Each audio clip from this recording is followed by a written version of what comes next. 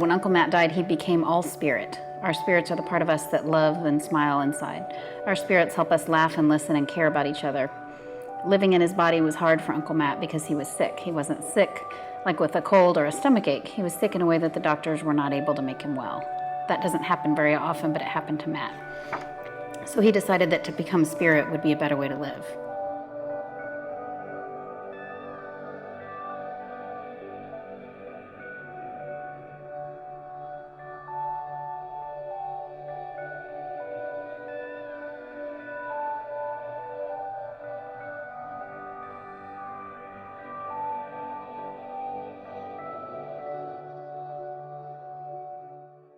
Well, one thing that has been frustrating is just glazing over me as a sibling, just where people would tell me, "Oh, I heard about Brian. Please tell your mom and dad how sorry I am." I was like, "Hello, I'm right here." And in so many books, out there for if you have a son or a daughter or a grandparent or a parent or a spouse, that have died by suicide, but siblings, there's like a handful of books about that. There's a big difference between losing a sibling and a parent. I once had a client say to me that losing a parent is like losing your past, losing your spouse is like losing your present, and losing your child is like losing the future, but losing a sibling is all three. And that is so true. When you lose a sibling, for me, it's like I have lost this member of my platoon, this person that went through, your whole life with you, your war with you.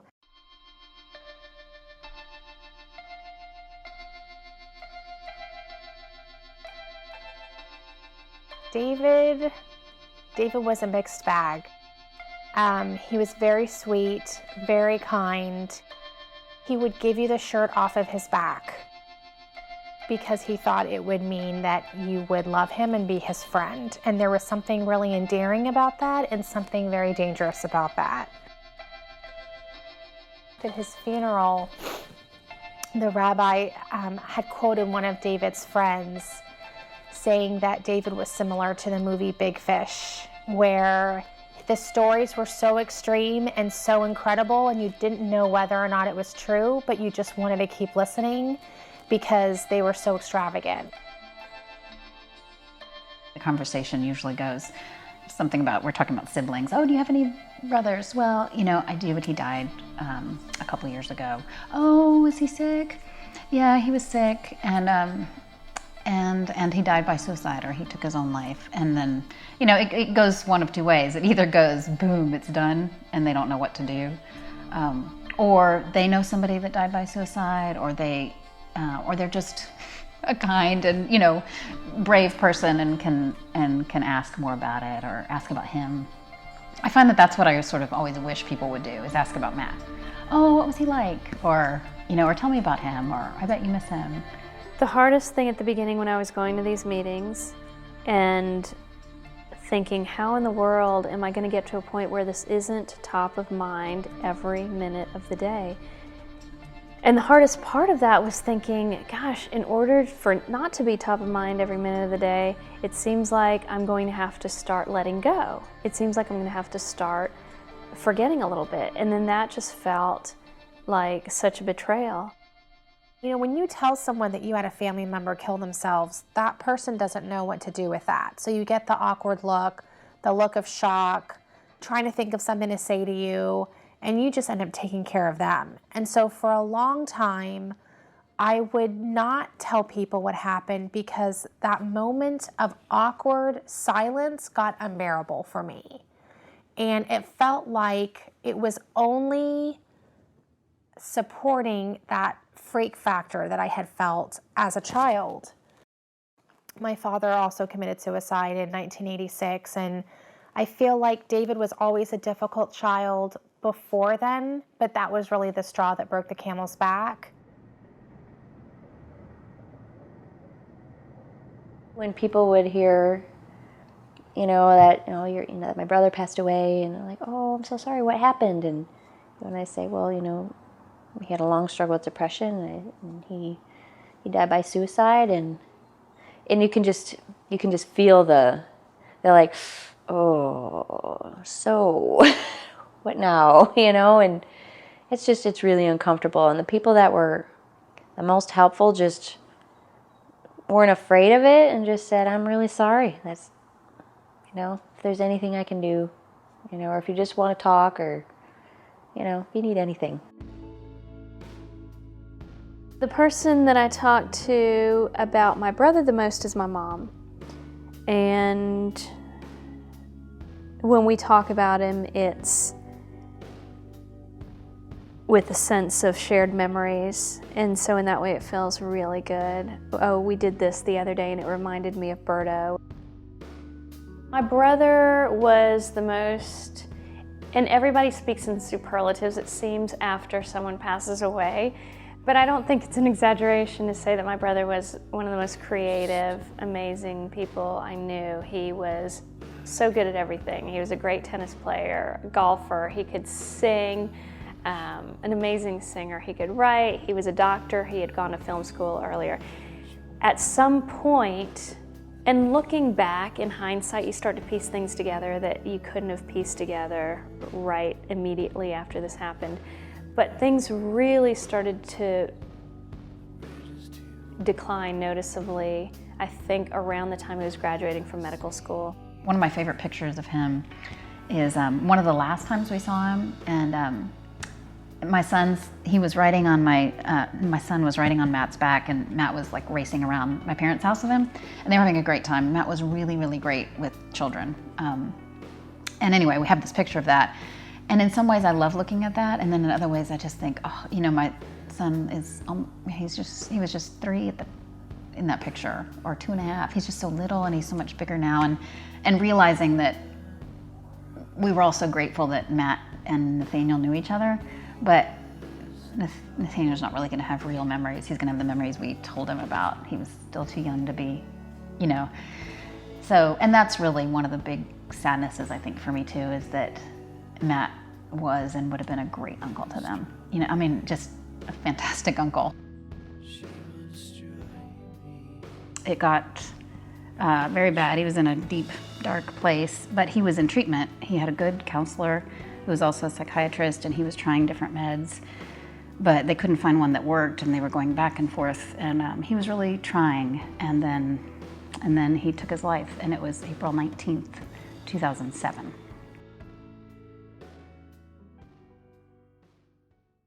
I probably spent the next 2 days after David died helping my mom plan a funeral while I took care of a 4-month-old. So I have all these memories of walking through a cemetery, picking out a good space for David while I pushed my son in his stroller, or walking through the store of caskets and pushing a stroller through that store, or sitting in the funeral director's office nursing my son while I dictate David's obituary to him. My experience right after he died was, maybe it's not unlike other people's, but it was odd, I thought. It was isolating in some ways. I had a brand new baby and a 3-year-old. And so while I don't think I skipped any part of the grief process, I was really focused on just the day-to-day needs of a small child. That was when I was 3. Oh.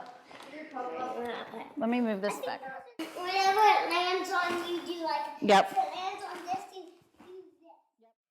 On the anniversary of his death, April 19th, we usually take flowers to this tree that was planted in his honor. So the golf course where my dad plays golf every day is a course that Matt had played with him, and the golf pros there all loved him and thought he was awesome.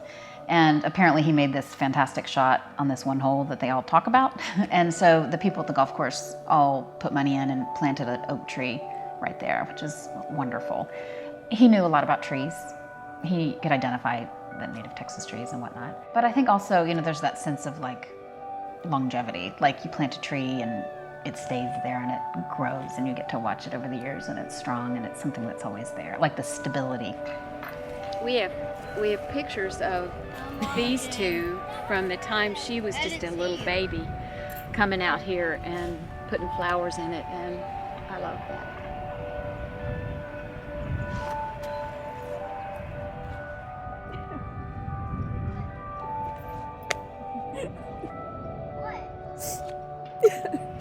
She's sad. She's thinking about Matt. He's missing Uncle Matt. She was here. I wasn't worried about my parents. Like, I didn't think they were gonna eventually be okay, but I feel like that's another part of the grief for me. It was like grieving their grief. I feel like a lot of my emotional time and energy and thinking was about them, and just, I wish they didn't have to have this in their life, kind of, this thing that now will pervade the rest of their life.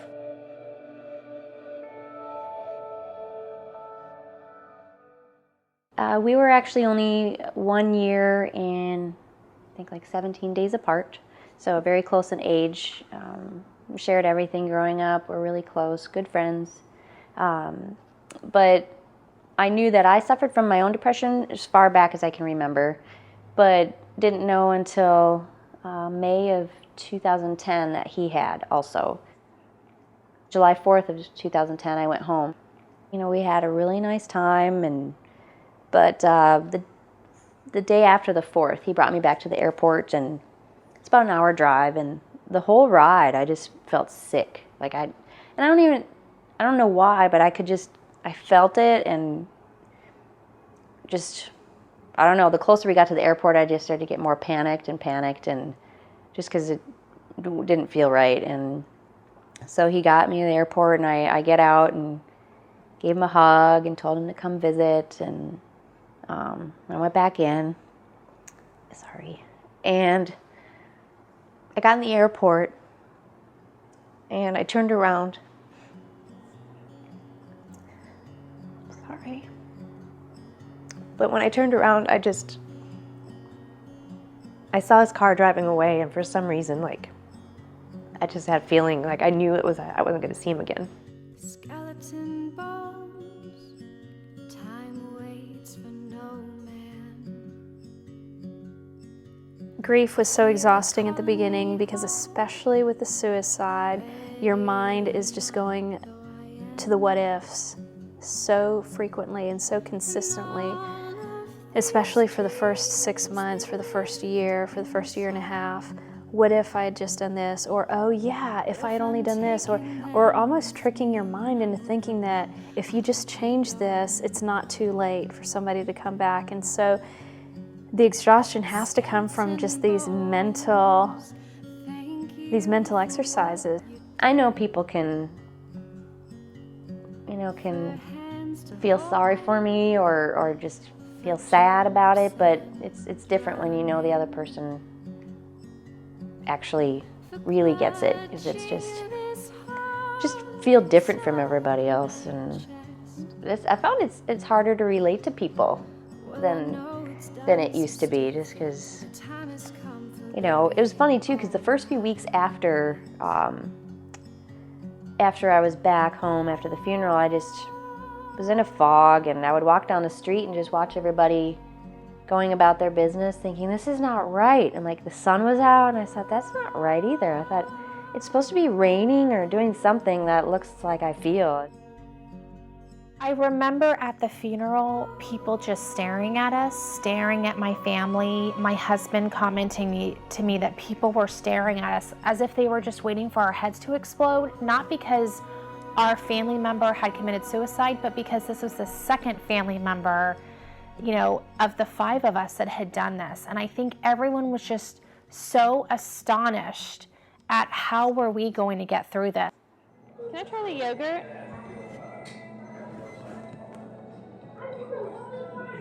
Thank you. I think what helped me the most was knowing that somebody else shared those feelings, those stories, those initial 3 months into it feelings of, you're crazy, first of all, because your mind is in so many different directions. I remember everybody mentioning something about the fact that they had lost something or their mind was scattered. I remember I had Windex in the refrigerator at some point. I just didn't remember where the Windex was, and then I opened the refrigerator and there it was, because your mind's going in so many different directions. While grief can be so raw and painful, it also makes you feel close to the person. So, and I think there are other ways to still feel close, but there is that fear of it being more distant, or forgetting memories of him. I mean, all my childhood memories, I'll never forget those because those are childhood memories, but more recent memories, which are also the harder memories, that was when he was sick. If you just do one thing, if all you do today, and this was at the very beginning, if all you do today is take the trash out, you just took that garbage can out and you did something that you needed to do because the garbage needs to go out, then reward yourself. So don't beat yourself up over not having done anything beyond that. It's okay. This is such a gradual process, and getting back to your routine takes just taking the little things day by day. Quite honestly, that first summer, it helped to have the kids to focus on. I mean, they needed me, and I mean, this sounds a little cheesy, but in the early days, when my daughter was first born, and I would be up alone in the middle of the night feeding her or whatnot, that was just some of the most tender time to me. I would be feeding her and just sobbing usually, and she's just covered in my tears. And I've always had this sort of feeling like where she didn't get to know him, she and he maybe passed on, on the other side somehow before she was born and after he died. I remember my immediate thought, just in terms of losing my brother, my first best friend, the person that was 3 years younger than me, who had shared all these memories, was that I was quantifying how much longer I'd have to be without him. And so I was doing the math, and that was the first thought, because it was unfathomable to me to be without him for that long.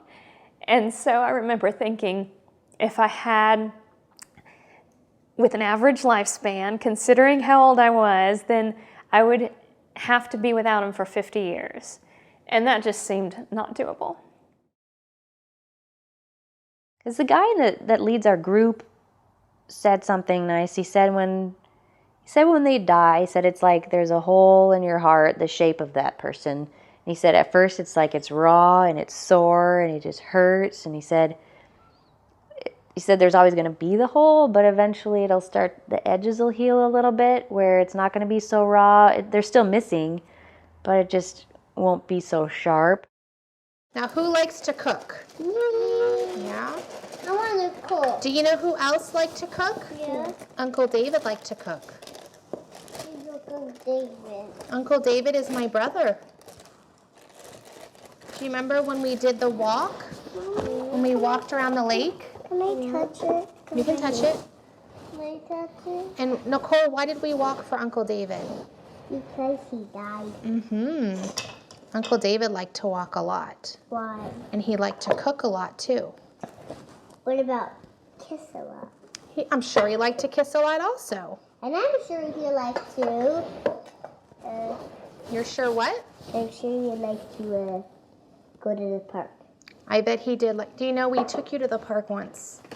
Uncle David and I took you to the park. Wow. And one time, I'll tell you an Uncle David story. What? You want to hear it? Yeah. When Jackson was a baby, I had to take you to the doctor, Nicole. And Uncle David came with me, and Jackson was there, and Jackson was a little baby. And on the way home, it got very close to Nicole's nap time. And you started to fall asleep, but I didn't want you to fall asleep in the car because you had to sleep in your bed, in your cribby. So Uncle David and I sang the ABC song about 25 times in the car to make you sing along so you wouldn't fall asleep. And guess what? I fell asleep. You didn't fall asleep. I didn't? You didn't. I have a lot of respect for the depth of his depression and the power of it, and it being a disease that he could not recover from. And while I have a lot of respect for the mental health profession, and I would be included in that profession, and for medicine and all of that, I really feel like it was like a cancer that can't be cured. I remember when I met my husband being terrified that his family wouldn't want him to marry me, because then maybe they would be afraid that our children would somehow have mental illness. I feel bad that being married to me creates this situation where he has to explain his wife's really crazy, impulsive family. There might not be a day that goes by and you don't hear some kind of a suicide reference, whether it's in a movie, and it could be a comedy. People who have not gone through it don't realize, but you pick up on just every little thing. I think what I struggled with the most was that I created my own stigma, that after my father died, I created my own story that people were going to think that if he had done that, then I must be crazy. And so I worked really hard, along with my mother perpetuating the secrecy of suicide, to never talk about my dad. And I would make friends who 6-7 years after meeting me would say, "Could I ask you when your parents got divorced?" Because they just assumed I never talked about my dad, so they must be divorced. And the thought of telling people that my father had died or that he committed suicide was so, it was, the only way I could describe it is, it was like someone would put their hands on my mouth, on my throat, and choke me. The most important thing, I think, to me is just not avoiding the topic, not bury it and not silence it and not walk away from it, but to let it happen. And that takes courage for somebody that hasn't experienced it, and everyone, or that has a fear of what that's going to be like. It's going to be a sensitive topic. There are two things that I am so shocked, really, that we don't talk about in schools. One is just personal finances. That has nothing to do with the subject that we're talking about, but they're life skills. And then the other is emotional well-being. Just in general, it doesn't have to be about suicide, but starting to talk about emotional well-being in the context of our day-to-day lives and starting that conversation early. We talk about health, we talk about obesity, we talk about school cafeteria lunches and how that affects physical health. But how are we talking about emotional health in a way that feels healthy, in a way that feels like it's okay, not just okay, but it's imperative to, when we ask somebody, "How are you?" and the automatic response is fine, because that's what's been ingrained in us, to also say, "No, really, how are you?"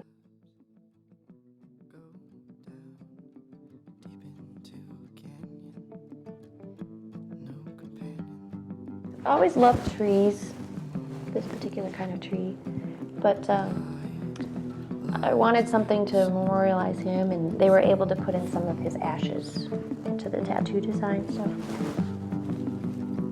I love it. And so today we're going to sprinkle some of his ashes by my favorite tree.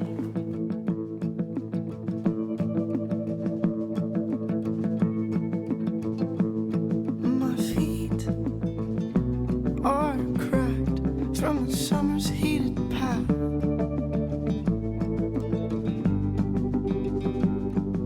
The grass was long this time of year, the perfect place to disappear. These are some of his ashes.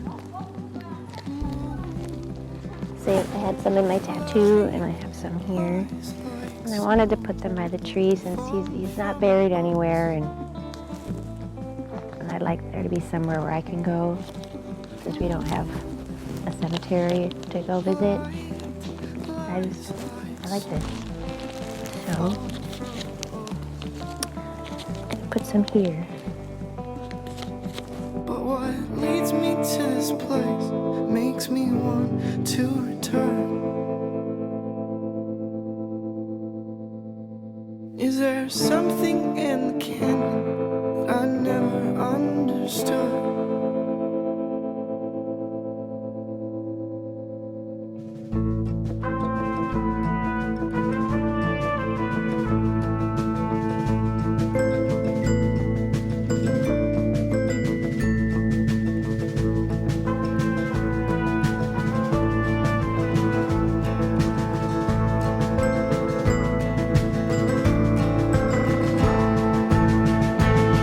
What leads me to this place makes me want